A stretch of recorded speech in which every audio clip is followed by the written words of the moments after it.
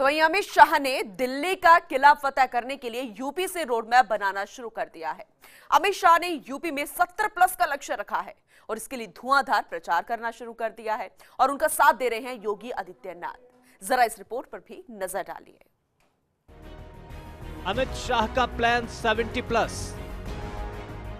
UP में BJP का चलेगा जादू। अब की बार चौकीदार सरकार। जी हां, मिशन यूपी पर अमित शाह के तूफानी दौरे से राजनीतिक गलियारों में माहौल गर्मा गया है और अमित शाह ने साफ तौर पर अपने प्लान 70+ का ऐलान कर दिया है। बिजनौर में जनसभा को संबोधित करते हुए शाह ने साफ कर दिया कि यूपी में बीजेपी प्रचंड बहुमत के साथ जनादेश पाने वाली है और ऐसे में वोट बैंक की सियासत करने वाली कांग्रेस पार्टी घुटने टेकती दिखाई देगी। 73 सीटें 80 में से आपने मोदी जी को दी और मोदी जी की पूर्ण बहुमत की सरकार बनी। और आज महाभारत कालीन ये गांव जो 5 पद श्री कृष्ण ने दुर्योधन से मांगे थे, उसमें अपना ये बागपत भी था श्री कृष्ण ने जो दुर्योधन से मांगे थे। और मित्रों, वहीं से लेकर आज तक विकास का जो काम भारतीय जनता पार्टी की सरकार में 2014 से 19 तक हुआ है, सारे रिकॉर्ड विकास के आज भारतीय जनता पार्टी ने समाप्त कर दिए हैं। सारे रिकॉर्ड तोड़े हैं। अगली टर्म में हमें हमारा ही रिकॉर्ड तोड़ना है। कांग्रेस सपा बसपा का कोई रिकॉर्ड ही नहीं। वहीं चुनाव हो और तुष्टीकरण की बात न हो, ऐसा तो मुमकिन ही नहीं और हो भी ऐसा ही रहा है। हिंदू आतंकवाद के मुद्दे पर बागपत में बीजेपी अध्यक्ष अमित शाह ने कांग्रेस को जमकर घेरा।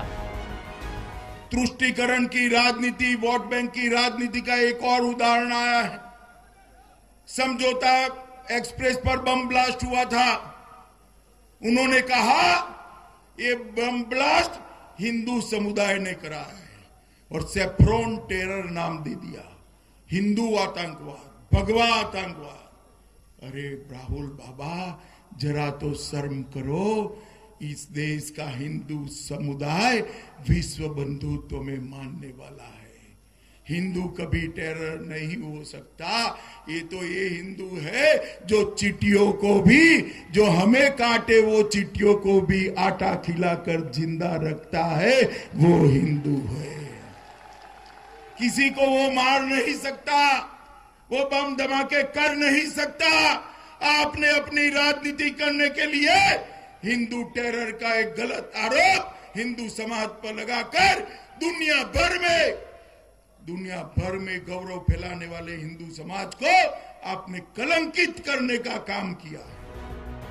बागपत में शाह ने सपा बसपा आरएलडी गठबंधन को निशाने पर लेते हुए जनता से बीजेपी के लिए मतदान की अपील की। वहीं दादरी के बिसहड़ा गांव में जनसभा को संबोधित करते हुए सीएम योगी ने राम मंदिर के सहारे कांग्रेस को ही कटघरे में खड़ा कर दिया। अयोध्या वासियों ने दीप प्रज्वलित करके भगवान राम का स्वागत किया था और आज वह पर्व पूरे देश के अंदर दीपावली के रूप में मनाया जाता है। उन स्मृतियों को ताजा करने के लिए हम लोगों ने दीपोत्सव का कार्यक्रम अयोध्या में किया और अयोध्या में लोग कहते हैं हो सकता है राहुल गांधी को, हो सकता है श्रीमती प्रियंका वाड्रा को अयोध्या जाने में संकोच होता हो, राम जन्मभूमि में जाने में संकोच होता हो, मुझे या फिर इस देश के किसी भी सनातन हिंदू धर्मावलंबी को अयोध्या जाने में कोई संकोच नहीं। हम उसे विवादित भूमि कतई नहीं मानते। इलाहाबाद उच्च न्यायालय ने 30 सितंबर 2010 को जो निर्णय दिया है, तीनों जजेस ने एक स्वर से कहा है, जहां रामलीला विराजमान है वही राम जन्मभूमि है। जब वही राम जन्मभूमि है तो फिर ये विवादित भूमि नहीं हो सकती। कुल मिलाकर यूपी की 80 लोकसभा सीटों का गणित सियासत के किस सूत्र से सुलझेगा, इसको लेकर हर दल अपने अपने हिसाब से नए नए सूत्रों के सहारे राजनीति का सूत्रधार बनने की चाहत रखता है। ऐसे में किसका जादू चलेगा, इस पर कुछ भी कहना अभी फकत जल्दबाजी होगी, क्योंकि आने वाले वक्त में बीजेपी के हर वार पर पलटवार होने वाला है और उसका असर चुनाव में दिखने वाला है। Bureau report, first India news.